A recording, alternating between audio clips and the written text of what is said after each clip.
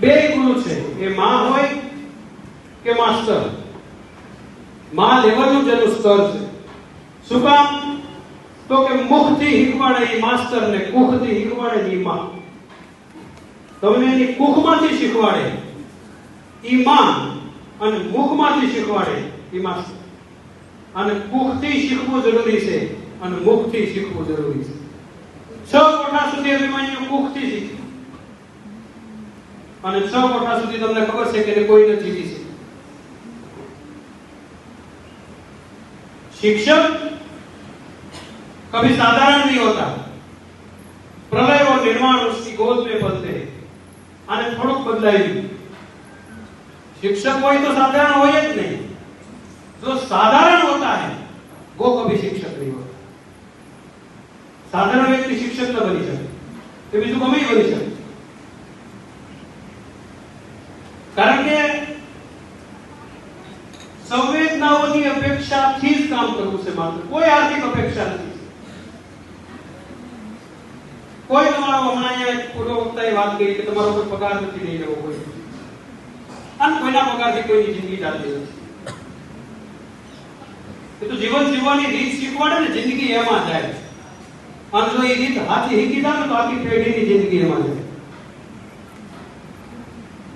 પણ ગુરુ કેવા હોય, शिष्य केवा હોય? હા તો વિચાર કરો કે ગુરુ દ્રોણ જેવા જેના ગુરુ હોય ને ત્યાં મહાભારત થાય. શું કામ? અરે ગુરુ દક્ષિણામાં જ યુદ્ધ માંગ્યું હતું એને. જ્યાં ગુરુ દક્ષિણામાં જ યુદ્ધ માંગવામાં આવે ત્યાં મહાભારત જ હોય.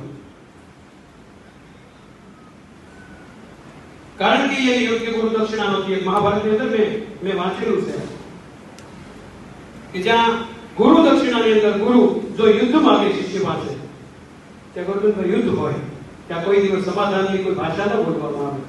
એના શિષ્યો સમાધાન કરે જ નહીં. વાંક દુર્યોધનનો છે જ નહીં, કૃષ્ણ નહીં, ખુદ ભોળાનાથ આવીને મનાવે તો એ સમાધાન ન કરે. કારણ કે ગુરુએ આખી જિંદગી વિદ્યા આપી અને એને દક્ષિણામાં યુદ્ધ માંગ્યું.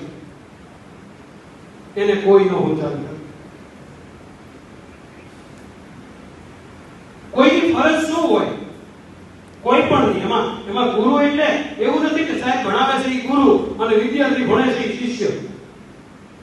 માતા પિતા આપણો ઉછેર કરે છે આપણા ગુરુ, એવું નથી.